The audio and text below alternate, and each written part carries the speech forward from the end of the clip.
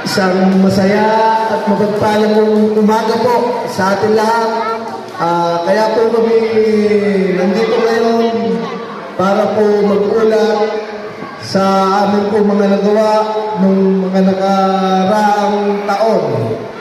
At lubos po nagpapasalamat sa atin pong Sangguniang Barangay, sa atin pong lupon, sa pangunguna po ni Pres Maricris. Kinalulugod ko pong ipakilala sa inyo ang aming pong samahan ng lupon. Pangalawa po sa buong Kabuyao. Nag-number 2 po sila. Siyempre po, meron po sa akin silang special treat. Kasi ginagalingan po nila, sa totoo lang po, nakaka-proud sa isang namumuno na ang iyong mga empleyado ay hindi nagpapahuli sa ibang barangay. Kahit po maliit na ng barangay, pangalawa po ang baklaran sa LTIA. Maraming salamat po sa member ng lupon, sa panguna ni Pres Maricris, sa Sitio Puong, Villastela, Cristalville, mabuhay, at higit po sa lahat sa ngayon. Isang magandang umaga po sa atin lahat. Si Kapoli po, nung pong nakaraang eleksyon, lagi po nakado sa sarili ko, pag po ako pinalad, itinalim ko po sa sarili ko na lagi po nasa isipan ko. Kasi nakakaawa ang dinadialysis 3 beses sa isang linggo. Antimano po, naglaan tayo ng pondo para po sa kanila. 2023, November 21, umupo po kami sa Sangguniang Barangay.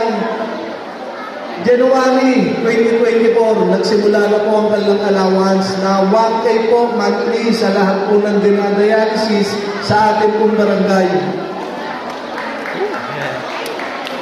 Ang pangalawa po, noong 2025, nagkaroon po tayo ng 25 kilong bigas at 2,000 sa ating pong sa mga bilang buhay na mahal sa buhay. Sa lahat po ng nawalan ng mahal sa buhay, talaga pong nakakalungkot.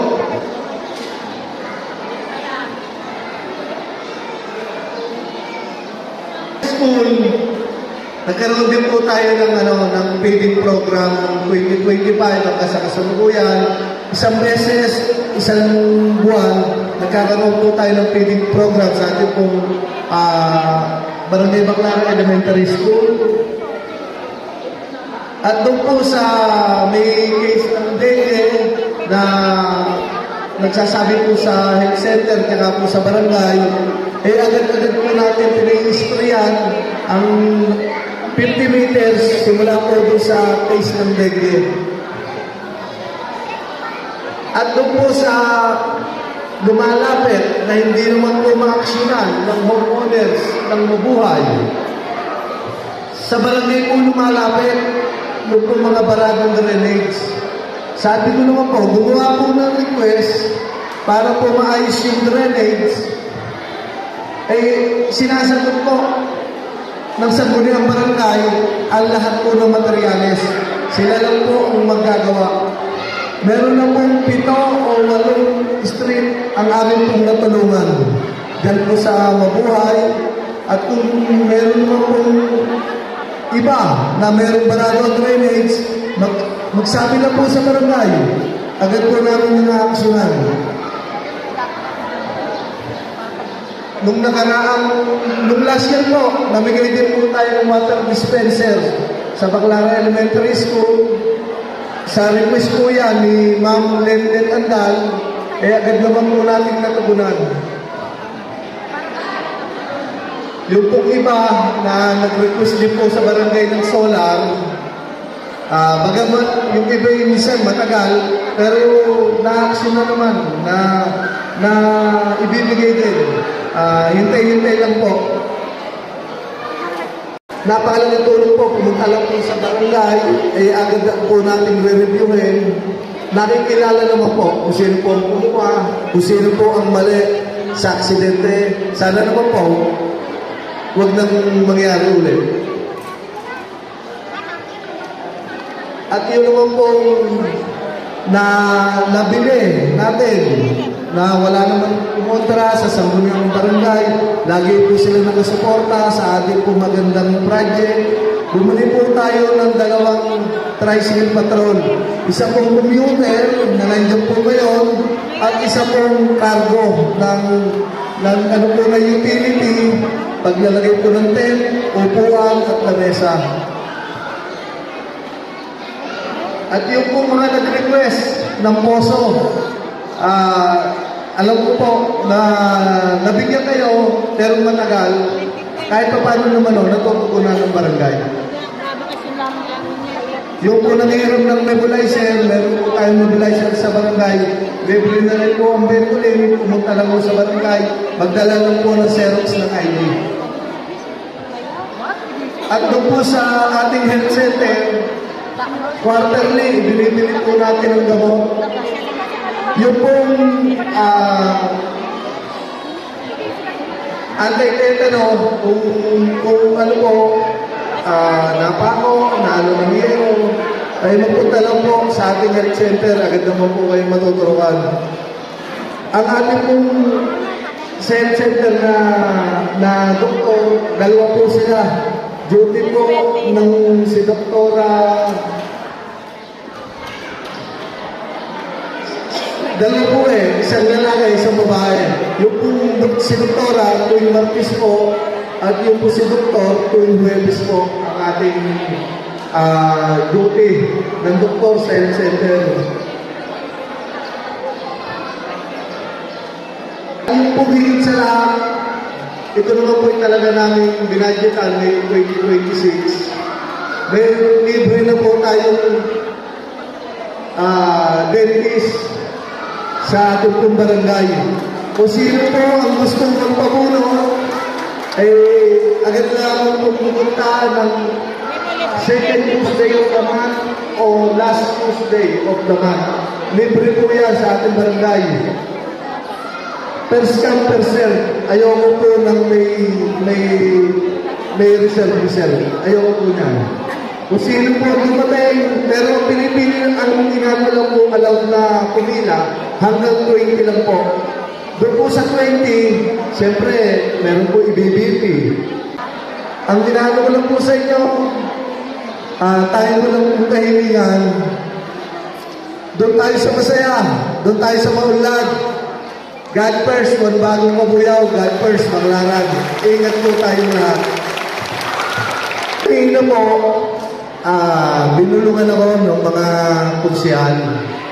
Kap, nakukuntihan pa sila sa Paracon. Abay, Kap, bubukot kami. Mag-aambakan kami, tigda 2,000 para sa Paracon. Ibinulog po sa akin ng mga kunsihal. Sabi ko, okay, nasahod kayo sa barangay. Natural na dumukot kayo. Siyempre, dumukot ang kunsihal, dudukot din ang kapitan. Maraming salamat po sa inyo. God bless po. Bumunot ang mga konsihal, bumunot ang kapitan. Ang Epe, gusto niyo? Ako ang bubunot ng mananalo. Ngayon, hindi po, karagdagan po doon sa dami po na proyekto ng ating kapitan.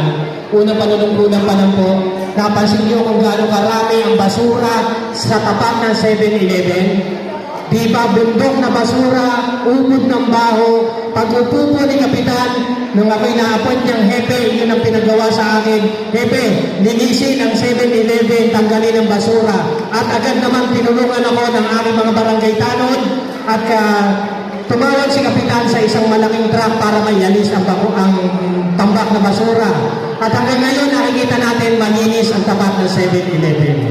Kaya maraming salamat po. Dahil mga kabarangay, wala po ang PNP, dahil po ang inyong hepe, ang inyong lingkod ay sa peace and order, kaprasong salita lang po na dapat na ipatid ng ating PNP. Ang message ko lang po konti ay tungkol po sa dumadami ang kaso ng rape. Totohanan po, umaangat po ang bilang ng rape cases sa ating barangay. At buong kabuyang dumadami po. Kaya yung mga nanay, yung mga anak niyo po, ingatan po natin. Alamin po natin sa hating gabi kung nasa bahay, hanapin agad. Kailangan kompleto ang mga bata. Ingatan po natin ang ating mga anak. Kaya panawagan po ng ating barangay sa pangunguna ng ating kapitan, bago po tayo matulog, isara po natin ang ating pinto, ang ating bintana, siguraduhin natin walang makakapasok, may tamang kandado. Maraming salamat po, mag-ingat po tayo lagi.